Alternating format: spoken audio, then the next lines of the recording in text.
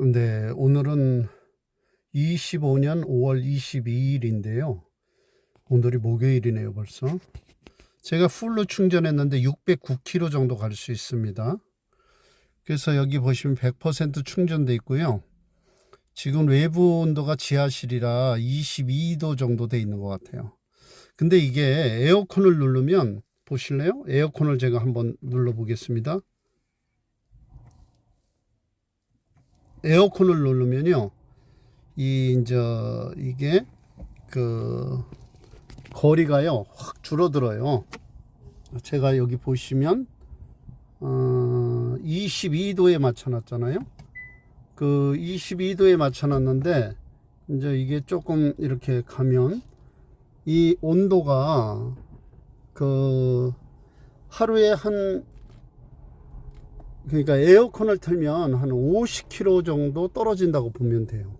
50km 정도. 그래서 지금 이게 안에 온도가 지금 낮기 때문에 그냥 그 주행거리가 에어컨을 틀었는데도 별 차이가 없는데요. 604km. 근데 바깥으로 나가면 이제 온도가 확 올라가겠죠. 그러면 이게 이 주행거리가 확 줄어듭니다. 한 40-50km 정도 줄어들어요. 그래서 어제 같은 경우에는 610km 정도 나왔는데 주행거리가 제가 거의 밤 11시까지 에어컨을 틀었어요. 풀로. 그리고 이제 11시 넘어서 약간 찬바람이 불어서 이 에어컨을 껐는데 그래도 한 300km, 300 몇십 킬로가 남더라고요. 그래서 이제 제가 보통 1시 정도에 되면 이제 마감을 하는데, 이렇게 제가 이 EV6 1세대인데도 이래요. 근데 2세대는 더 많이 나옵니다. 주행거리가 이거보다 7kW가 더 많기 때문에 7kW가 더 용량이 많은 배터리가 얹어져 있기 때문에 더 이렇게 주행거리가 길고요. 겨울에도 여름에도 이 정도 주행거리가 나오기 때문에 운행하시는데, 택시기사님들이 운행하시는데 큰 지장이 없어요. 그런데 여러분 아시겠지만 이 NCM 배터리 말고 LFP 중국산 배터리 같은 경우에는 이렇게 안 나오죠. 반 정도 나오고, 또 그 충전 비용도 거의 제가 보기엔 더블 차이 나는 것 같아요. 왜냐면 같은 거의 비슷한 용량인데도 한 반 정도밖에는 이게 그 주행거리가 안 되고, 찍히는 거는 뭐 좀 한 400km도 찍히고 이러나 본데, 근데 실제적으로 에어컨 켜고 운행하면 그렇게 안 나오거든요. 그리고 또 충전 비용도 훨씬 많이 들고, 같은 용량인데도, 같은 용량인데 그거밖에 안 나오니까 충전 비용이 많이 들고, 겨울에는 뭐 더 많이 들어요. 그러니까 여러분들 이런 거 참고하셔서 전기차 사려고 하는 분들이 요즘에 꽤 많더라고요. 근데 이런 거 참고하셔서 구매하셔야지, 이런 거 저런 거 안 따지고 그냥 남들이 싸다, 그리고 이거 뭐 내 조금 뛰어도 돼, 괜찮아, 이런 이야기만 듣고 전기차를 구매하셨다가 좀 당황하시는 분들이 있는데, 이런 거 조심하시면 좋을 것 같습니다. 오늘은 5월 24일이죠. 그러니까 24일 날 토요일 일 마치고 이제 들어가고 있습니다. 지금 이거 보시면 417km 정도 남았어요, 운행거리가. 그리고 여기 보시면 제가 한 184km 정도 운행을 했고요. 평균 연비가 7.9km입니다. 또 시간은 7시간 41분 정도 운행을 했습니다. 저쪽에 보시면 배터리가 한 71% 정도 남았죠. 7시간 41분 운행하고 71% 정도 남았습니다. 오늘은 토요일이라 제가 늦게 나왔어요. 그래서 이제 그냥 여기 보시면 오늘 그 수입이 19만 2천 원 정도 찍었어요. 19만 2천 원 찍고 그냥 이제 오늘은 토요일이기 때문에 그냥 일찍 저 동대문 밀리오레인가요? 거기서 일을 마쳤어요. 그래서 그냥 거기서 퇴근콜을 찍어 놓고 잡히면 그냥 들어오고 뭐 아니면 그냥 빈차로 들어온다 그러고 들어왔는데 네, 역시나 빈차로 들어왔습니다. 그래서 이제 집에 거의 양주에 거의 도착하는데 전기차가 요즘에 굉장히 다양한 차가 나오고 또 전기차에 대한 잘못된 지식으로 인해서 잘못 선택을 하는 그런 분들이 있어요. 근데 이런 거 키로수 같은 거 잘 보시고요. 또 최근에 보니까 샤오미 우리나라에서는 판매되지 않는 차인데 샤오미라는 전기차가 거짓말로 하여튼 이 성능 같은 거를 거짓으로 해가지고 또 팔고 이래갖고 이제 문제가 되고 사람들도 뭐 FSD 같은 것 때문에 이제 사고 나서 죽고 이런 것들도 있는데 보도가 다 잘 되지 않는 것 같아요. 요즘에 유튜버들이 이야기하는데 뭐 우리나라는 금방 망할 것 같아요. 왜냐하면 AI도 뭐 중국한테 다 뺏겼다 그러고 중국한테 다 밀렸다 그러고 또 반도체도 다 밀렸다 그러고 또 뭐 자율주행 FSD 이런 것도 뭐 다 이제 망했다 그러고 또 배터리도 보면 소디움 배터리가 이제 중국에서 개발됐다 그러면서 이제 광고를 하는데 소디움이 나오면 이제 NCM 배터리는 이제 끝났다 뭐 이딴 소리하고요. 예. 뭐 5분 충전해 갖고 400km 간다. 아니 그렇게 좋은 거를 만드는 나라가 빨리빨리 그런 거 만들어서 팔아야지 왜 안 팔죠? 예, 팔지는 않아요. 그냥 뭐 소디움도 올해 말까지 자기네들이 개발하겠다. 예. 그래도 NCM 한국에서 개발하는 NCM 배터리랑은 비교가 안 됩니다. 성능이. 예, 어쨌든 한국은 일부 중국에 대해서 왜 중국을 그렇게 좋아하는지 칭찬을 하는지 아니면 간첩인지 잘 모르겠지만 중국이라는 나라는 우리나라의 38선을 걷는데 원흉이에요. 원흉. 예? 지금 서해 배 타구역도 지들 멋대로 우리나라 배를 다니면 안 된다 이라고 경고를 날리고 이런 못된 짓을 하잖아요. 예.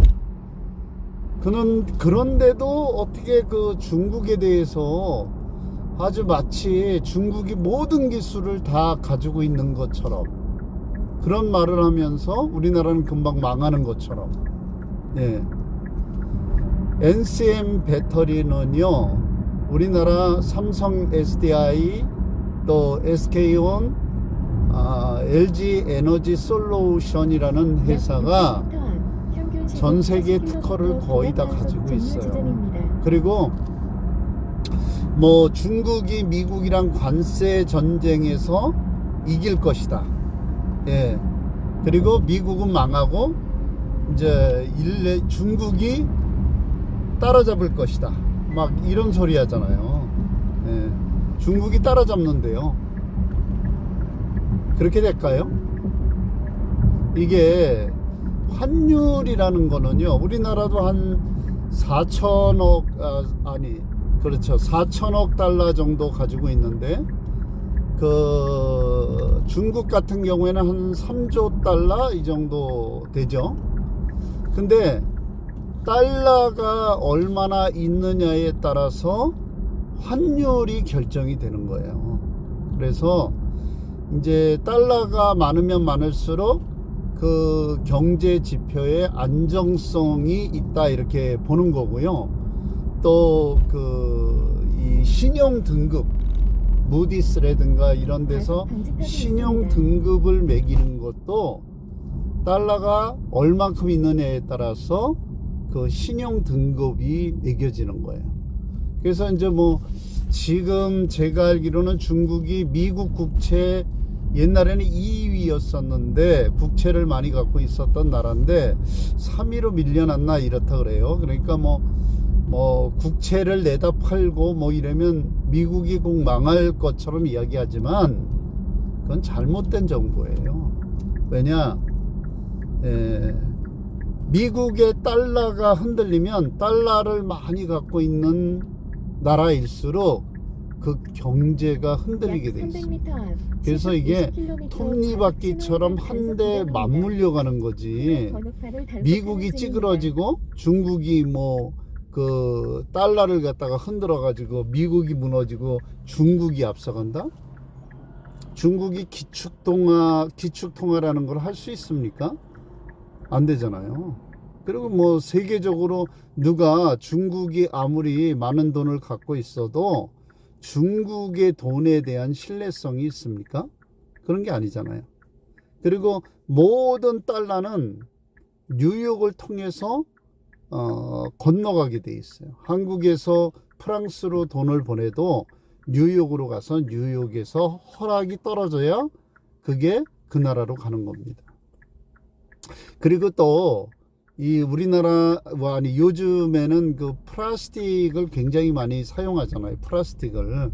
그런데 플라스틱을 생산하는 데 있어서 그 반드시 써야 되는 가스가 있어요.